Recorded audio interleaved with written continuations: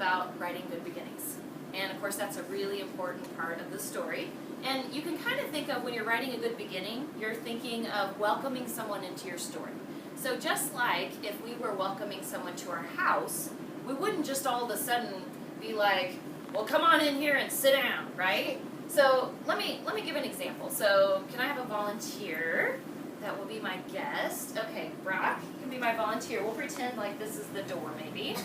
And I need my family. So let's see, Darius and Maddie and Emily. Okay, so this is a way I wouldn't welcome someone to my house or to my story, right? So let's go ahead and pretend you're knocking on the door. Okay. All right, get in here and sit down, and you're gonna eat, okay? My day's been awful. I mean, I first had a flat tire, so I was late to school, and then of course I got in trouble from my boss because I was late, and do you see what's happening here? That's what happens when we just jump into the middle of our story. That's what our reader looks like. They're like, what? What just happened? Okay, so let's try it again. So come back over here. All right. So knock on the door. Okay. Hi, Brock. Come on in. I'll introduce you to my family. This is Matt. Hello. And this is my daughter Emily. And my daughter Maddie. Hello. Yeah. So come on in. Have a seat. How's your day today? It was great. Good. Good. Would you like something to eat? Okay. Well, I happen to have a salad right here. There you go. So in this example, I introduced him, I welcomed him in, and we slowly started getting into the story. And I didn't just all of a sudden start telling him my problems, right? So that's kind of what we need to do with our stories. Think of welcoming your reader in, and you're gradually introducing them to your problems or your characters, whatever it is that you need to introduce them to have them understand your story and to feel like it's a beginning and not just jumping in. So what we're going to do is I'm going to help you with the way that I help myself when I get stuck. So how many of you, I mean, for me, when I'm getting ready to write a story, I might have the idea for the character, I might have an idea for what their problem's going to be, how they're even going to solve the problem, but then I get stuck when I'm looking at that blank page or I'm looking at my blank screen on my computer. Has that ever happened to any of you guys? That's like the hardest part because you're like staring at it going, okay, well I know what I want to happen, but I don't know how I want to get it started to make it really hook my reader in. And so, what I'll do is I will take a stack of books, preferably books that you enjoy, and I will start looking at just the beginnings. I might just read the first page or the first line or two of each of those books, and then my brain is only thinking about beginnings. And so that helps me to get ideas for how I want to start my book or my story. So this first book, Vulture and Hummingbird, starts like this. You guys are going to help me out, so I want you to be thinking about what the author did to start this story and how it's a good beginning.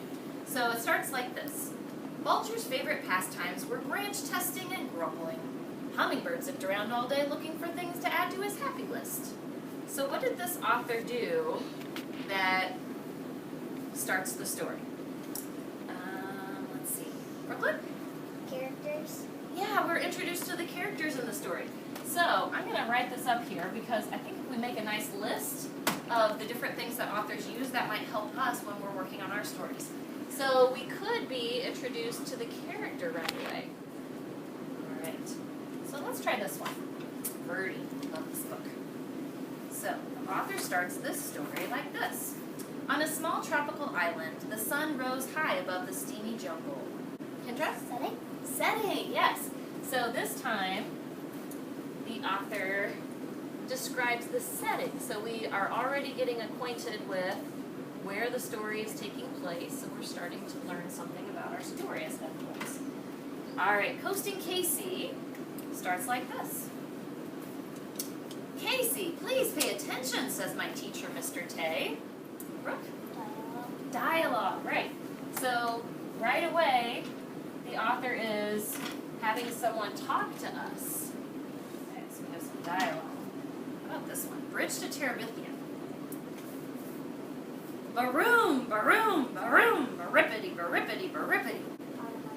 Onomatopoeia. Okay, I hope I can spell this. Here we go. So onomatopoeia is using sound the beginning. It's like alphabet soup. It uses every vowel in the alphabet. All right. Me first. I love this beginning. This is a lot of fun. So this one, Pinkerton was pink, plump, and pushy. Alliteration? Alliteration, yes. Up here. Right. Too many toys.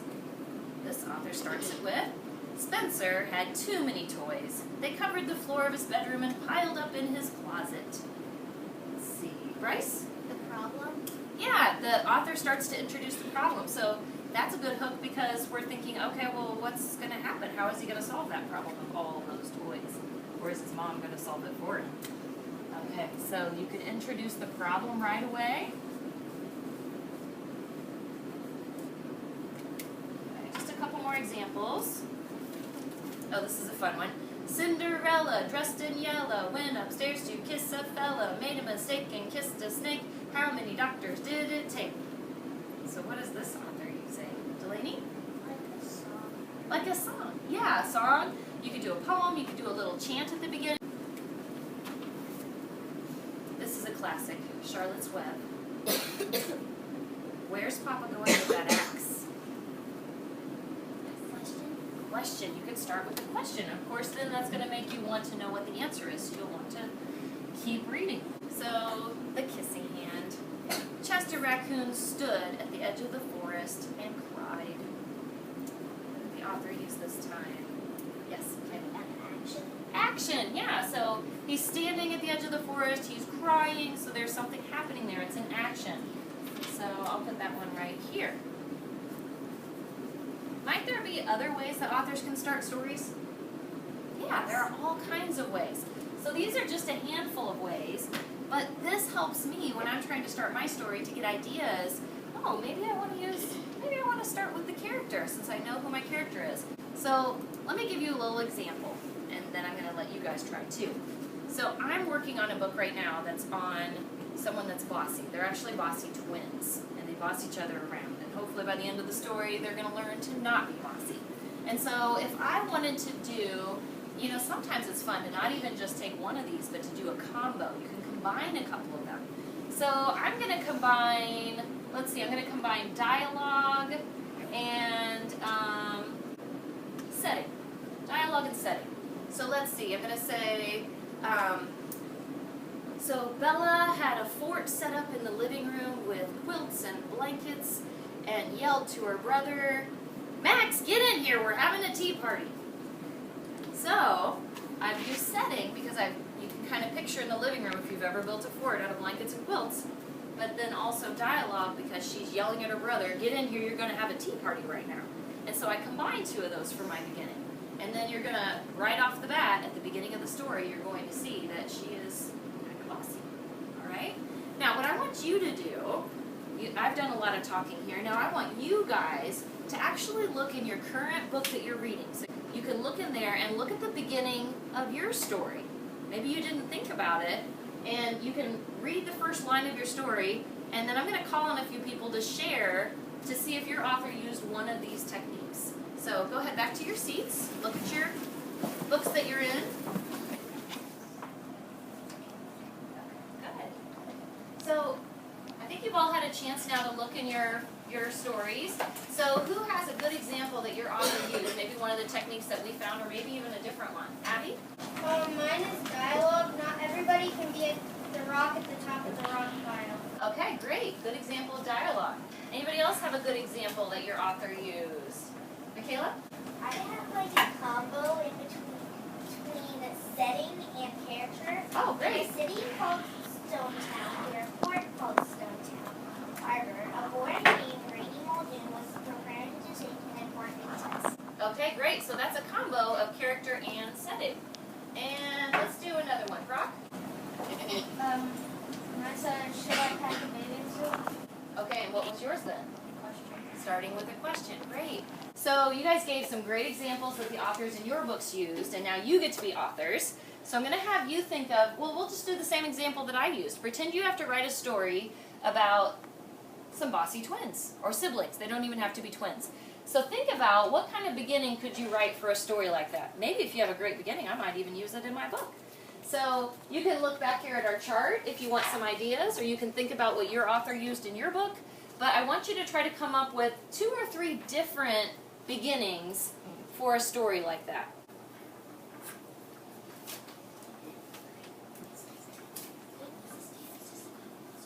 Okay, so you guys did a great job coming up with beginnings to your story about bossy siblings.